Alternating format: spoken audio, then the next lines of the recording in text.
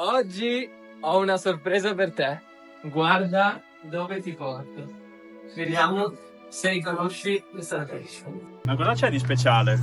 Ora ti faccio vedere. Siamo in un parco storico con piante rare, laghetti naturali Finte rovine storiche e decorative. e uno degli unici acquari presenti in un parco storico. La sua storia inizia qui. Nel 1865 Alessandro Rossi, proprietario della Lane Rossi, una delle più importanti industrie del tempo in Italia, acquista Villa Bonifacio Velo dalla famiglia Prosdocimi, con annesse la chiesetta di Santo Spirito e gran parte dei terreni circostanti. In ogni viaggio che fa porta con sé delle piante che decide di far crescere in questo splendido giardino. Realizza poi nei terreni più a sud il Podere Modello, un'azienda agricola all'avanguardia che potesse essere d'esempio e promuovere il legame tra terra e lo sviluppo sociale.